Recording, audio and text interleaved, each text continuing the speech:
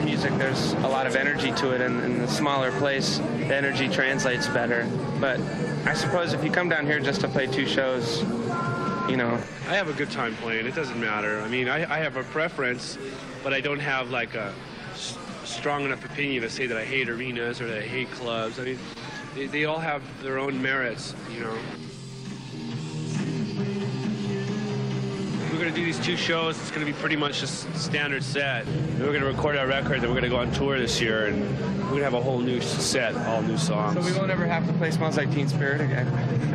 It's fun to play. It's just weird because it seems, for a lot of people, it's just, you know, it's the only Nirvana song, and that's upsetting.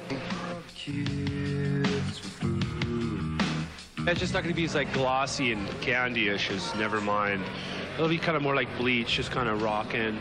A lot more, it's not really going to be left field, you know, not totally crazy. It came pretty naturally. The time was right to do it. Nevermind was released in September of 1991. People were hungry for material.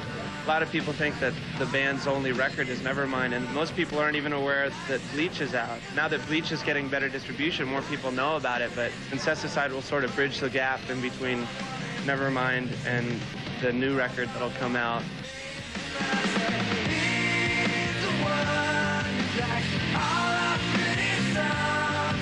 Yes and no. It's kind of like Neil Young's got Harvest, and then he's got Harvest Moon. Well, instead of taking 20 years, we're just going to take 3 to go back.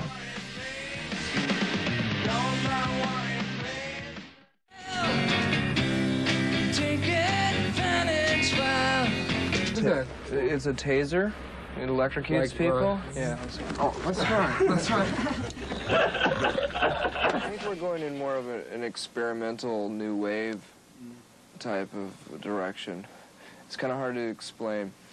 Actually, have you heard the Incesticide record? That's the kind of band we used to be. We used to be more like Gang of Four, new wave influence, like more experimental with more noise and different effects boxes and stuff. And then we started getting too much into straight-ahead garage grunge music, and that's pretty much what Bleach was like. And then Nevermind was more pop, a little bit more commercial. And now we're kind of reverting back to the first thing, which would sound more like Incesticide, just weirder stuff. Was that intentional, this kind of evolution? I mean, you going towards commercial songs?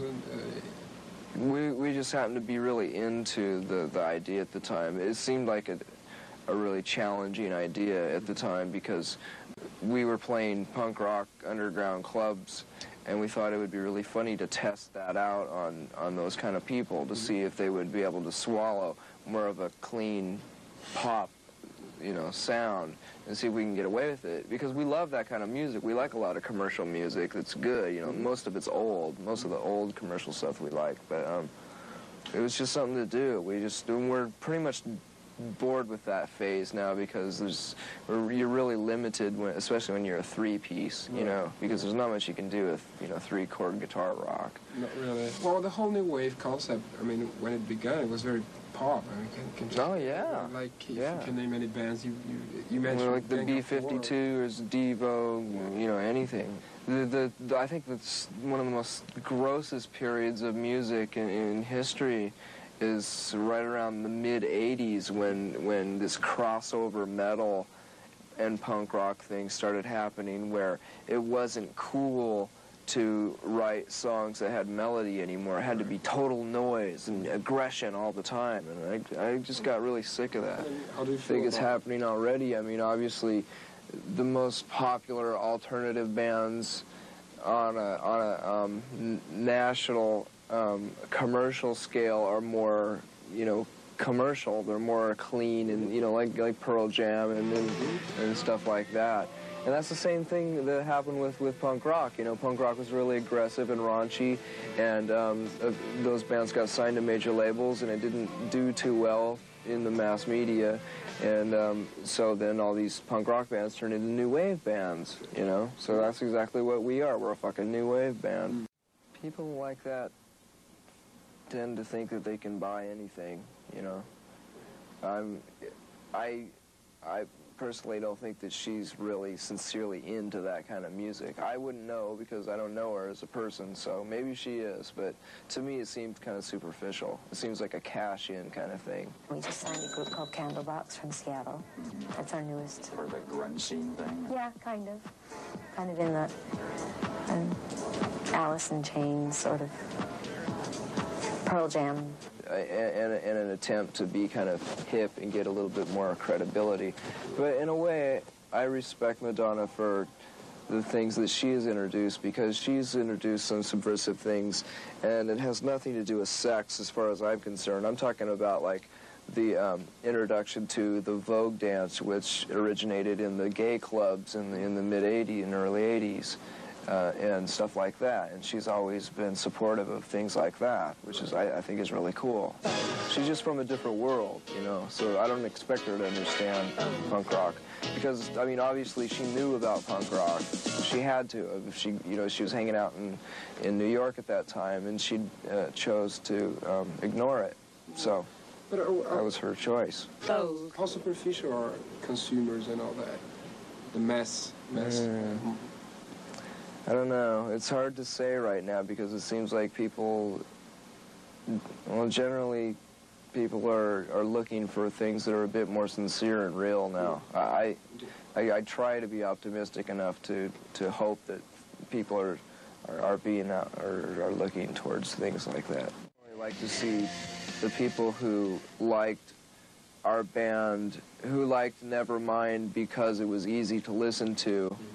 I would love to see them get into or appreciate the noisier side of our music, and then hopefully maybe they will look back into some of the old punk rock bands like Black Flag and Flipper and stuff like that, and hopefully and there will be other bands, current bands, who will be on major labels, and they'll listen to that stuff too, you know. Right. It's not necessarily like a big crusade we're on, you know, like, you know, I mean, fuck, we're just a band. I think of us as just strictly one of those kind of bands who used to be punk rock and then went to a commercial option just for you know, financial reasons or to be played on the radio. It was something that we sincerely wanted to do. We really liked the stuff that we were trying to do at the time. And as you said, you were trying to tease your audience, your punk club audience, too. Yeah, in a small way. Yeah, it was more of a test. Right. It was more of a test for us, actually, to see if we had enough guts to get away with the acceptance by the people who we respect, because the people who we respect the most are the people in the underground punk rock audiences, you know.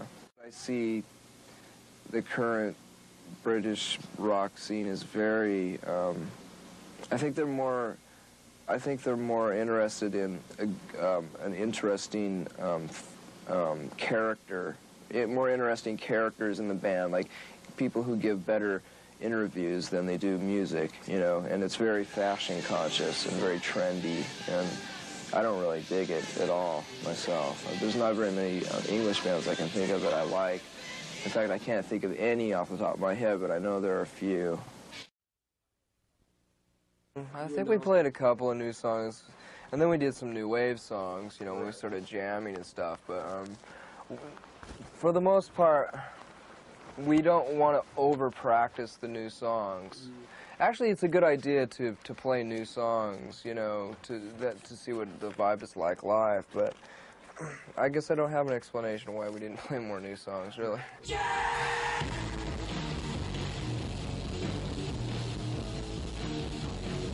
Normally we do, but a while ago we got so tired of people bootlegging stuff. And we want the new album to be more or less a surprise. We don't want anyone to know what the new songs sound like.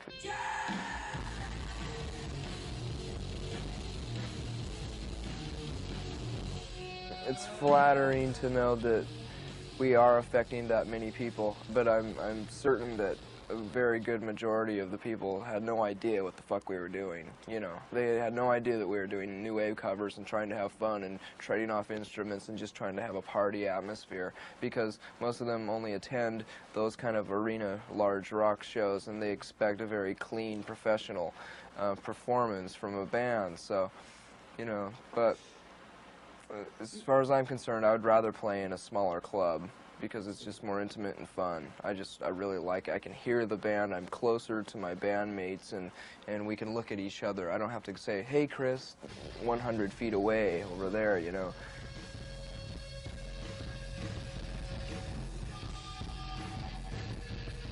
And most of the time, yeah, that's one of the only ways that we can really deal with the idea, the reality of playing in front of that many people, because we never ever intended to do that, you know. And I've never hardly ever enjoyed watching an arena rock show. I think I've only seen a few of them. I really liked Aerosmith when I saw them about 10 years ago, and that was a really big show. But that's just because I like the band so much, and I was real familiar with the songs and everything. But I would have rather seen them in a club, you know, or a theater of a few thousand people, for sure.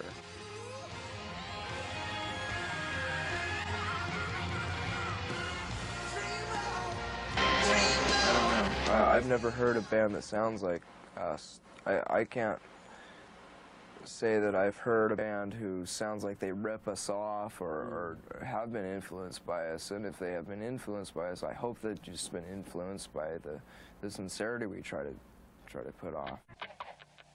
Mas a humildade de Kurt não reconhece ninguém influenciado pelo Nirvana. Ele falou sem problemas de uma banda que o influenciou muito, o Young Marble Giants.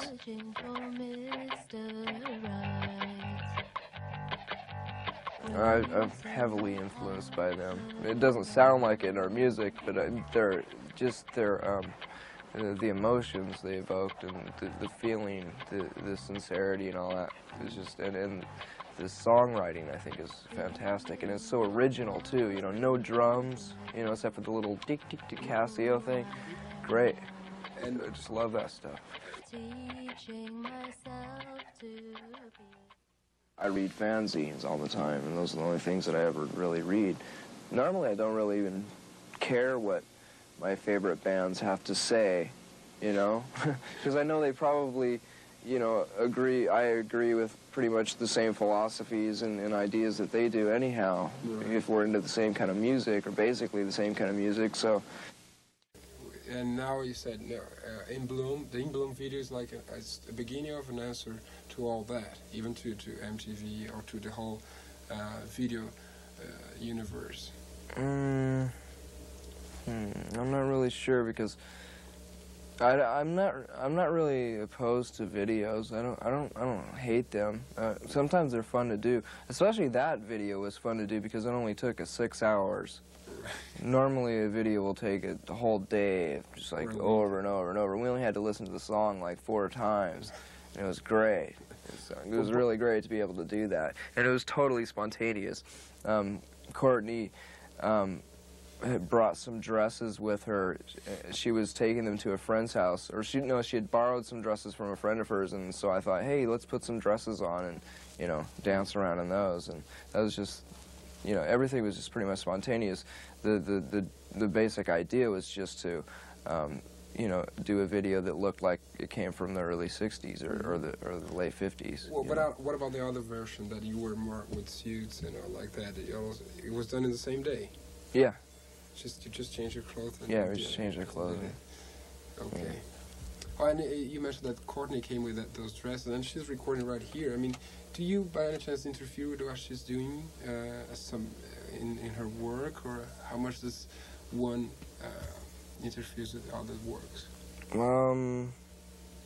Yeah, we get in each other's way every once in a while. Yeah, but I mean more intentional. We just like to be together all the time. Mm-hmm. You know, we're best friends. She's my best friend, and so when she's playing music, I like to listen to it and maybe suggest some things, and she does the same thing with me too. And this was just an opportunity for her to. She came with us, and Patty, her drummer, came too.